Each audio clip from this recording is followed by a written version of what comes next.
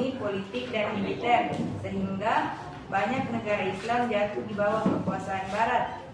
1. Perang Salib. Pidato Paus Urban di Clermont tanggal 26 November 1095 mampu mengorbankan semangat untuk Kristen memerangi Islam. Belakangan perang itu disebut Perang Salib sebab yang ikut dalam perang tersebut menggunakan identitas umat Kristen berupa simbol salib. Tujuan Perang Salib adalah merebut kota suci Yerusalem dari tangan orang Islam dan mendirikan gereja serta kerajaan Latin di timur. Perang Salib terjadi terus-menerus tanpa batas yang jelas, sehingga klasifikasi Perang Salib sulit dilakukan. Perang Salib adalah awal dari penjajahan Barat di dunia Islam. Hal itu menjadi tonggak kelahiran imperialisme Barat. Kemenangan Perang Salib merupakan keuntungan besar untuk negara-negara Barat karena kemudian sekitar tahun 1493 Paus mulai membagi dunia menjadi dua, yang mana sebagian dihadiahkan untuk Spanyol dan sebagian lainnya diserahkan ke Portugis. Wilayah mulai dari Brazil ke arah timur mencakup wilayah Indonesia menjadi kepunyaan Portugis. Portugis dan Spanyol juga diberikan keistimewaan terhadap laut dan pulau termasuk benua yang menjadi hak milik hingga anak cucunya. Jadi Perang Salib pada hakikatnya bukan hanya perang agama, melainkan perang merebut kekuasaan daerah jajahan. Perang Salib berakhir ketika iklim politik dan agama di Eropa berubah secara signifikan selama masa Renaissance. 2. Renaissance di Eropa.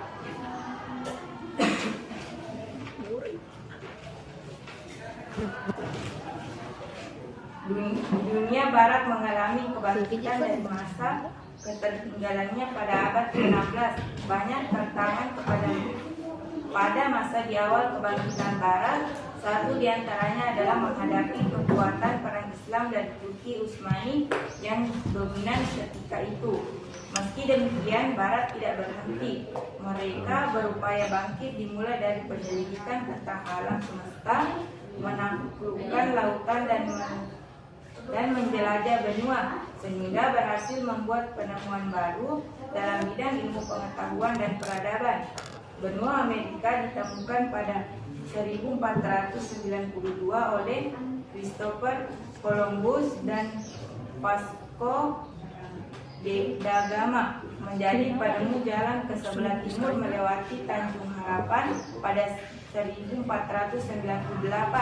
Benua Amerika, Kepulauan Hindia jatuh kekuasaan Barat atau Eropa, sehingga menghilangkan ketergantungan mereka atas jalur lama yang sebelumnya dimonopoli umat Islam. Masa ini terkenal dengan zaman imperialisme arus balik dari pengaruh Islam terhadap Eropa, karena Islam dulunya telah menghantarkan Barat ke masa kebangkitannya atau Renaissance. Zaman Renaissance adalah satu abad keemasan dalam sejarah peradaban Barat, merupakan fase transisi yang menjabati zaman kegelapan dan zaman pencerahan. Dengan lahirnya Renaissance, seberkas kemilauan cahaya peradaban Barat mulai bersinar. Tanpa Renaissance, bangsa Barat atau Eropa mungkin tidak menjajaki abad-abad modern dengan begitu cepat, sedangkan Islam ketika itu hanya hanyut dengan kemewahan dan wibawa kekuasaan. Laila memperhatikan perkembangannya peradaban Islam dan lemah dalam penguasaan. Ekonomi Barat semakin meningkat, bahkan telah jauh melampaui kemajuan yang pernah dicapai Islam pada masa kemundurannya. Ketika itu, penemuan mesin uap merupakan salah satu hal yang mengantarkan terjadinya revolusi industri yang semakin mengungkapkan kemajuan tersebut. Selanjutnya saya serahkan ke pemateri ketiga.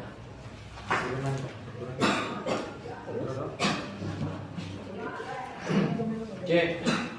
Perjuangan kemerdekaan negara-negara Islam dari penjajahan bangsa Barat dan nilai-nilai positif yang dapat digali. Benturan antara Islam dan Barat menjadikan umat Islam terhadap ketertinggalan yang dialaminya, sebagaimana pembahasan pada bagian sebelumnya. Setidaknya ada dua faktor yang melatar belakangi kemunculan semangat kebangkitan Islam tersebut. Antara pertama dengan ajaran Islam, baca takayul, bid'ah dan berentak yang menjadi penyebab kemunduran bagi Islam itu sendiri. Kedua, kesadaran juga muncul di kalangan para tokoh Islam yang pernah belajar atau bersentuhan dengan Barat agar bisa menggelorakan umat Islam sehingga menjauh ukatan pengembangan bagi kemajuan Barat di berbagai bidang Islam dan Mawardi 2019. Hal itu dikarenakan kemajuan Barat dan penjajahan bukan hanya merugikan Islam dari sisi ekonomi, alam, politik, tetapi juga meninggalkan dampak mendalam bagi mental masyarakat jajahan yang yakin semakin terbelakang atau bodoh.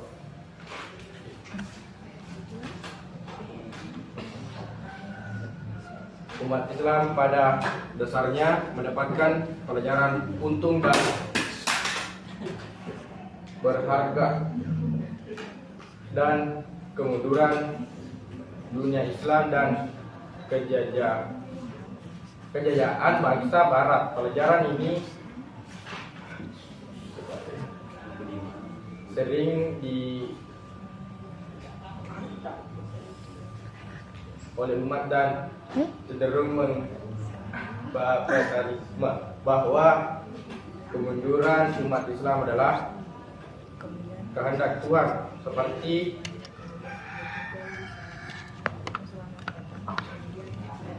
dikatakan oleh Soekarno. Soekarno? Kok Soekarno? Oleh Soekarno. Apa dulu di depannya? Dikatakan oleh Soekarno, yang dikatakan oleh Soekarno. Makanya Soekarno aku ke zaman penjajahan ini. SKI. Iya. Jadi absen. Pasti yang nulis itu dibaca. Jujur sendiri ya kalau mau baca kilo baca babi. Tapi dia begitu. Iya. Oke, guru. Coba jadi dulu. Oh. Lang, maaf ya guys ya. Umat Islam mengambil pelajaran berharga dari sejarah kemundurannya yang dapat dikatakan masih terjadi hingga saat ini. Pertama, kejayaan yang diraih bukan menandakan berhentinya perjuangan dan perluasan wilayah. Kedua, persatuan umat adalah hal atas segalanya bersama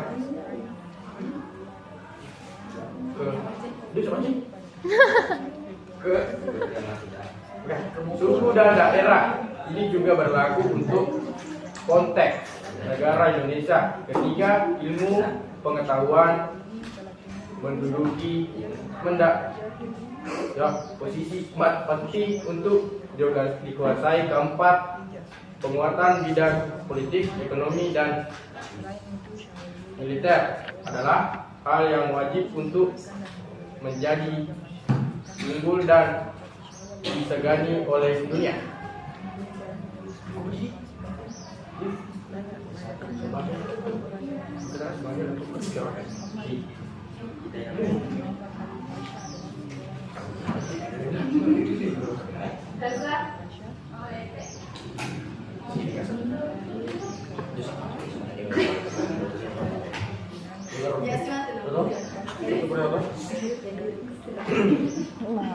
Sebagai refleksi, umat Islam dapat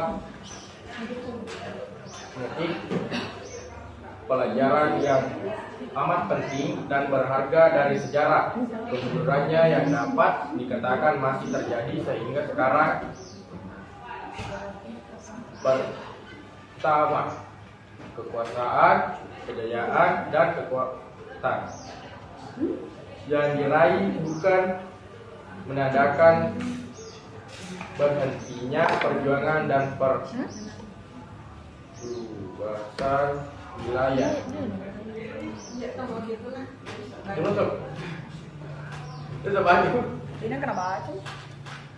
Kedua, persatuan umat adalah hal yang wajib diutamakan di atas segalanya, terutama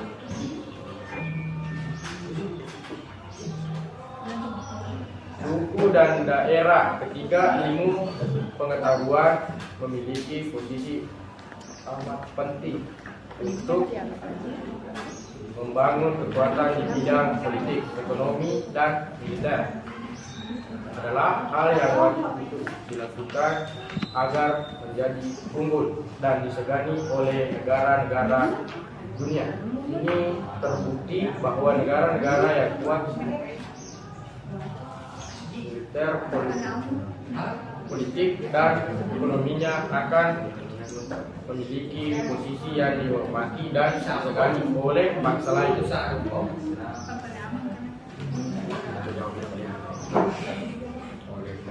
Baiklah, kami akan membuka sesi tanya jawab. Satu kelompok satu pertanyaan. Tadi yang apa yang di materinya yang kelompok 3 kelompok berapa? Iya, kelompok 3. Yang laki-laki apa materinya tadi?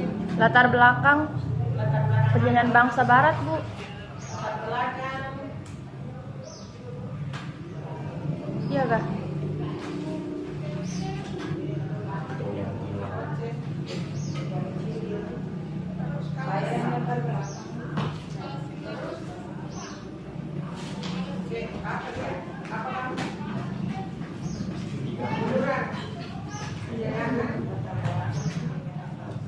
terus dia apa materinya?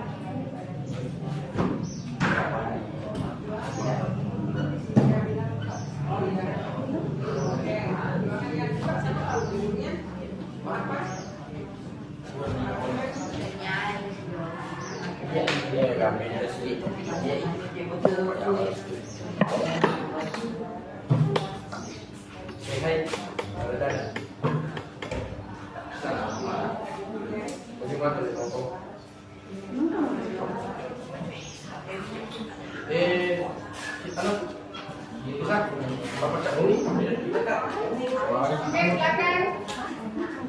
Sesi pertanyaan. Ada yang mau bertanya? Kan, Jo. Paham semua? Tidak. Nah, silakan bertanya. Kelompok berapa? Nanti ditulis tidak ada sekretarisnya taman rumah. Ada nih Kak? Terus berapa? Belum, Bu. Dari kelompok?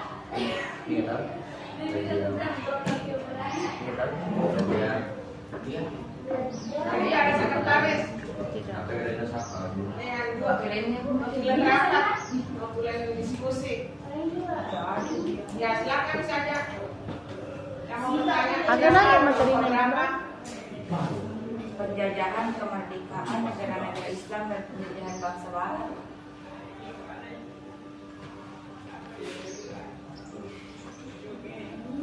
Dan nilai positif. Kelompok apa sih? Baik, assalamualaikum warahmatullahi wabarakatuh. Pertanyaan saya, kan tadi yang Nabila jelaskan terlalu panjang, jadi maukah saya mintai Apa itu latar belakangnya penjajahan bangsa Barat, tapi secara rinci Mo, yang kayak yang penting-penting saja apa yang melatar belakangi bangsa Barat itu. Adanya penjajahan bangsa Barat terhadap negara-negara Islam. Apa latar belakang Penjajahan bangsa Barat atas dunia Islam?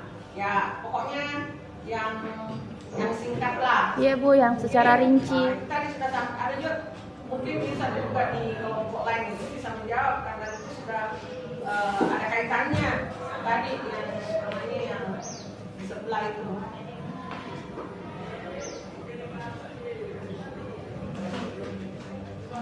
Kelompok dua. Mungkin begini. Apa sih motivasinya?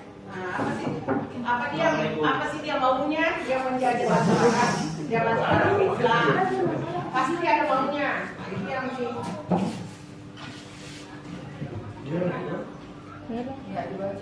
Hah? Yang mana kita tanya? Yang Berapa? Bu, ini bertiga satu kelompok Ji. Nah, terus? Cuman materinya terbagi-bagi. Oke. Yang mana kita tunjukkan yang mana? Yang ini materi pertama, karena tadi materinya. Pertanyaan dulu di. Iya. Oke, baik, pertanyaan dulu. Yang kedua lagi, siapa lagi yang mau bertanya? Kelompok 2, siapa yang kelompok 2? Yang mana yang juga Pak? Mana tempat duduknya? Tidak mana dia jauh, butuh dia nih. Nanti Ji ya. Seluruh dia butuh itu. Bukan di dulu jaketnya. Bukan di mana bajunya?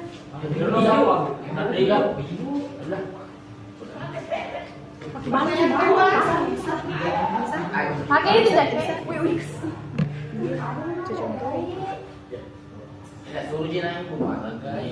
No. Di Eropa penjajahan bangsa Barat terhadap negara-negara Islam. Saya setelahnya wajibku bagaimana bisa? Olahraga kemarin. Terus?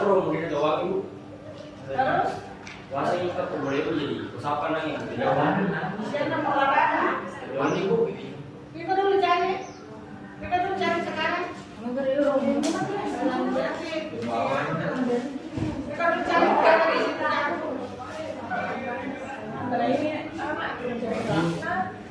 Pertanyaan lagi sayang, pertanyaan lagi. Pertanyaan kelompok 2. Kalau tidak ada, kita harus saja jawab saja yang satu saja. Kalau tidak ada saya bertanya. Kalau kamu sudah paham semua. Kelompok 3, mana sih?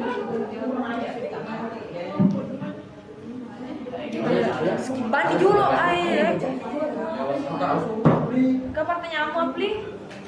Tidak ada, satu saja. Kelompok 4 pertanyaanmu. Pertanyaannya nak. Kelompok 4 mana, yuk? Ya itu aja nih kata Silahkan kelompok 4, yuk. Dipersiapkan. Ya kelompok 4. Assalamualaikum warahmatullahi wabarakatuh. Pertanyaan saya, apa saja dampak yang ditimbulkan dari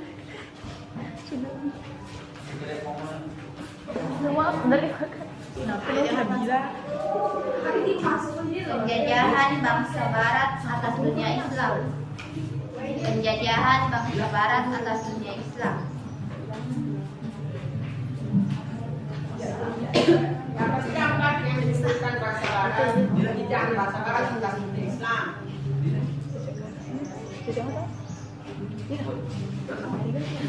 Kita nggak strapna jangan. Strapna. Buka strapna. Ya, dipersilakan. Kelompok berapa? Kelompok 5. Tanya saya apa itu Renaissance, jelaskan. Renaissance.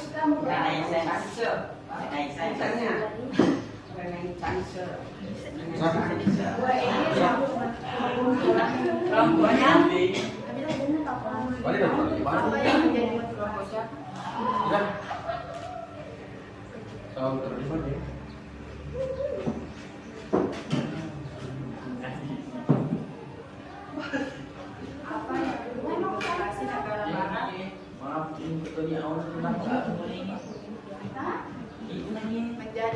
Nah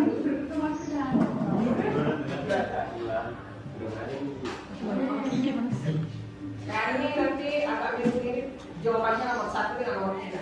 Jadi ini Kelompok 6. Iya, kelompok 6. Sebutkan beberapa negara. Perasaan dengan negara nak baca di Yang membuat bangsa Barat.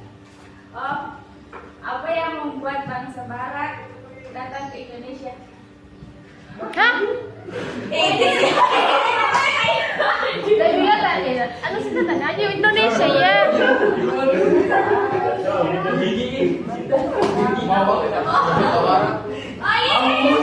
Salah baca. Indonesia Soekarno. Apa yang menjadi awal? Pada bunyi aja. Biji. Baca. Agar apa? Apa yang menjadi awal? Oh, penjajahan Barat terhadap dunia Islam. Itu apa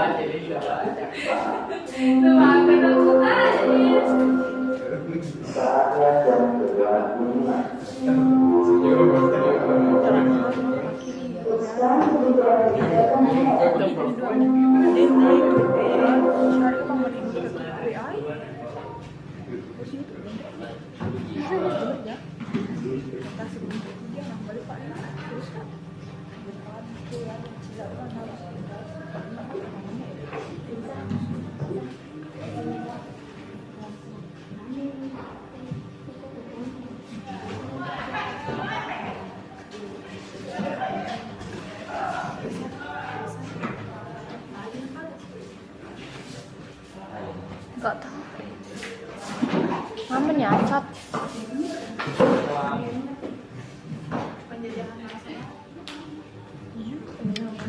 ada lagi yang mau bertanya? Tidak ada lagi ya. Lagi. Baca dulu jawab.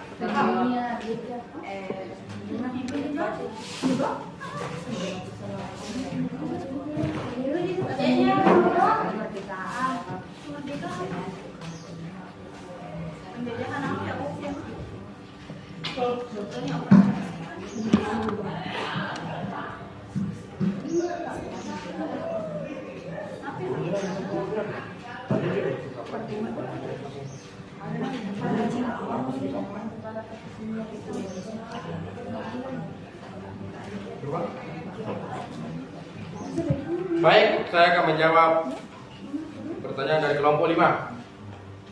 Apa itu Renaissance? Renaissance adalah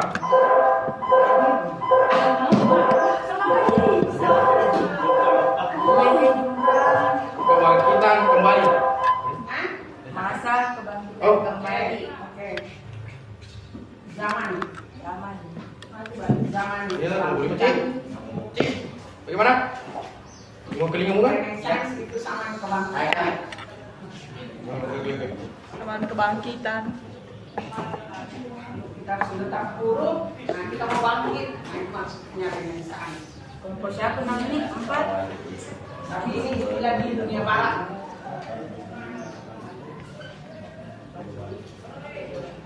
Zaman kebangkitan di dunia barat.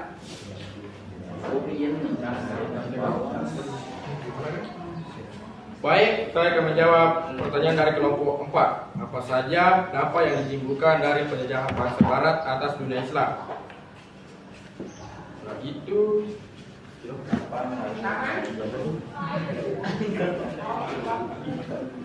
terjadi stagnasi Islam yang berkepanjangan akibat penjajahan Nusantara oleh kekuatan Barat.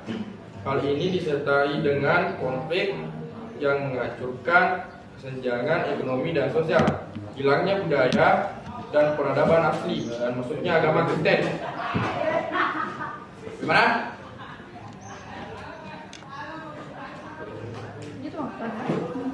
Kedua Itu Oke, siap. oleh bangsa barat atas penjajahan Jadi Islam. kesukaan tahu video tidak?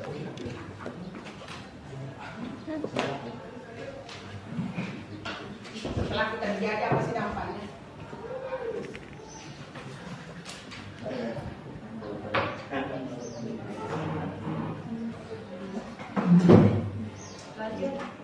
Oh, sudah dipaham itu.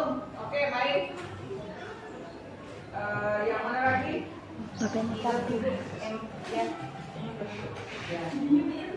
Ini sekali dijawab ini artinya ya. Artinya ini jawabannya agak mirip sama. Jadi memang kalau menjawab harus struktur lah dari 1, 3, 4.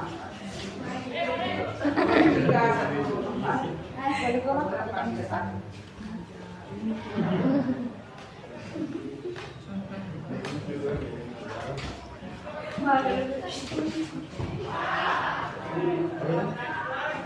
yang menjadi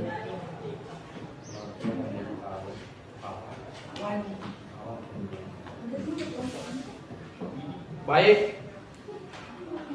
Baik sekali. Saya akan menjawab pertanyaan dari kelompok tengah. Apa yang menjadi awal penjajahan Barat terhadap dunia Islam?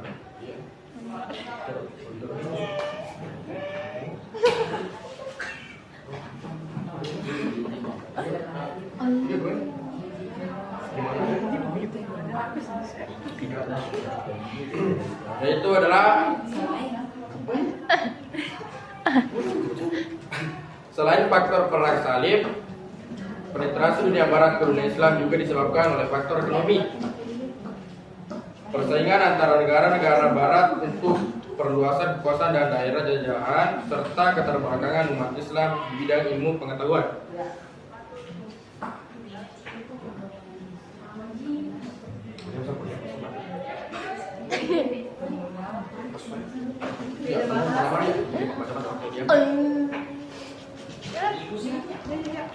Ini siapa tuh bawah terangin.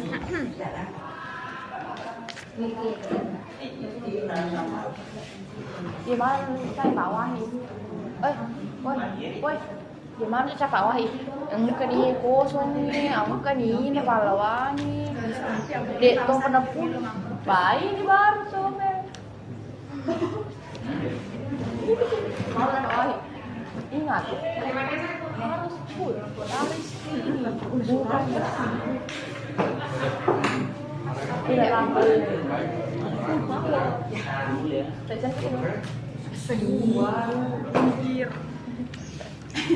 Saya akan menjawab pertanyaan dari kelompok 2. Apa yang menjadi motivasi negara barat menjajah negara Islam? Jawabannya adalah baik melalui perang salib dan Renaissance, penjajahan atas negara-negara Islam semakin kuat dengan dilatar belakangi oleh keinginan memperluas wilayah kekuasaan, mencari keuntungan ekonomi, dan menyebarkan agama Kristen ke wilayah jajahan. Jadi itu bangsa barat itu menjadi Indonesia, ya katakanlah dunia Islam. Karena kita memang ini memiliki ya kalau saya mau bercerita tentang Indonesia, kita banyak aset, tapi sumber daya manusianya kurang. Makanya orang barat itu selalu mau orang di Indonesia itu ada cekinya, ada gimana, ada mana, tapi kita tidak bisa mengelola itu. Jadi orang barat menjadi Indonesia, bukan saja Indonesia, tapi pada umumnya orang Islam. Itu yang pertama. Kemudian yang kedua adalah memang dia mau memperluas wilayah kekuasaan. Contoh sekarang di Palestina, kalau kamu mengikuti terus itu Palestina, kita kasihan. Menangis melihat itu, ribuan orang sekarang sudah meninggal. Karena Palestina itu banyak sekali di situ yang mau diambil, termasuk agama. Dunia dikuat. Sekarang sudah dikuasai sebagian wilayahnya Palestina. Dan orang-orang menangis meninggalkan ini. Kalau kita tidak tinggalkan ini wilayah, kita juga dijajah, kita juga mati juga. Jadi mereka meninggalkan itu, mereka sudah kuasai. Begitu maksudnya. Jadi kalau orang-orang barat sudah menguasai daerah-daerah itu, kemudian karena banyak di sini lahan, banyak yang bisa menguntungkan tadi disampaikan temannya dari segi ekonomi. Jangan-jangan juga kita mudah-mudahan saya sudah tidak dapat lagi, Indonesia juga akan disepertiga seperti itu, dijajah oleh Cina dan kita juga mati semua. Karena kita juga ini punya banyak aset di Indonesia. China sekarang sudah menguasai sebagian besar wilayah Indonesia dan itu sudah bersekongkol dengan pemerintahan. Kalau kita sudah tidak bisa bayar lagi utang, itu artinya kita sudah menjual di Bali mati. Akhirnya begini. Terjadi perang, akhirnya sampai ke Makassar psikologi, pengacara tadi itu dia bilang bingung pengetahuan karena kita bodoh, maka kita dijajah. Kalau kita pintar kan tidak dijajah. Maksudnya dijajah dalam artian bahwa kita bisa mengelola kita punya aset. Tambah ini saja irigasi gila, bukan irigasi ya, apa yang di sini yang gas itu tidak ditahu berapa tahun ini, berapa periode kita tidak tahu ini orang sudah tanda tangan Indonesia dengan luar negeri di Amerika. Alena mana minimal gas? Tidak beli gas saja kan bisa kerjain, bisa dikelola. Ibu buat apa pelek kerjasama kayak kerjasama Indonesia sama luar negeri kalau itu kan kayak cuma mendorong penjajahan karena nggak kasih masuk mereka nabu bangsa luar ke Indonesia. Kerjasama dalam arti bahwa kita bisa pinjam uang di sana. Nah sekarang kan pemerintah banyak sekali makanya betul bahwa bekerja sama, dibawa orang-orang ada beasiswa, tapi kan kita juga balik. Tidak berarti bahwa dibayar COVID betul dibayar di sana, tapi kan ada perjanjian Indonesia dengan luar negeri. Kerjasama itu dalam arti banyak pengertian tak bisa berarti cuma apa, makanya di Rasul selalu membaca kerjasama di bidang apa ekonomi, kalian kemana nih? Seperti kerjasama ini membuat ada kereta hanya dipinjam uang itu. Kemudian yang kalau kereta api itu pinjaman luar negeri, itu bukan dipinjam saja, ada bunganya. Tidak berarti bahwa kerjasama kita apalagi mungkin ada di luar negeri. Pak sudah selalu lipat. Itu karena mungkin juga dibilang, makanya Indonesia mega bunga, makanya tidak dibilang begitu. Sama dengan kita udah diaga mau gimana gaya katakanlah begitu, tapi kan bukan hasil kita, bukan watak, kan dipinjam. Artinya ibarat itu kalau kecil-kecil mau pilih yang begitu dan kecil-kecil. Kasih kelantar cuma sekian, mau bikin mobil, kasih tak cuma sekian, mau bikin gitu kan. Dekade, masuk mau main juga. Pancari Pak dulu nih Pak Mustas. Oke, saya kira nanti akan diperjelas nanti ini mungkin. Nanti selesai ini. Oke, masih habis nih nak? Apa nak? Latar belakang. Latar belakang. Ya itu tadi yang saya sudah sampaikan. Sama Ibu? Iya, latar belakang itu maksudnya kenapa bisa kita ini dijajah atau orang Islam dijajah karena ada kan ini dia mau bukan saja agama, bukan saja dia mau juga ekonomi, dia mau juga sosial, dia semua mau di situ. Makanya misi orang Kristen atau katakanlah non Islam ada perang salib itu. Kenapa? Karena ada 3 misinya. Apa yang pertama itu adalah Glory dan gospel. Itu semua sih. Tapi di situ jika terkait dengan imperialisme Barat. Apa sih dia mau karena dia melihat di Indonesia sampai sekarang itu begitu. Jadi kalau kita berbicara tentang sejarah, awal sejarah masa lalu, sekarang dan yang akan datang. Sekarang ini sama yang lain, kita juga selalu diincar karena kita bodoh. Tadi temannya bilang bahwa makanya kita ilmu pengetahuan kita rendah dibanding dengan negara-negara sebenarnya pada awalnya kita itu orang Islam pada masa dinasti Umayyah, dinasti Abbasiyah kita jaya. Nah, disitulah latar belakang yang saya menceritakan bahwa ternyata orang Barat katakanlah bahasa kasarnya iri hati melihat bangsa Islam maju terus maju.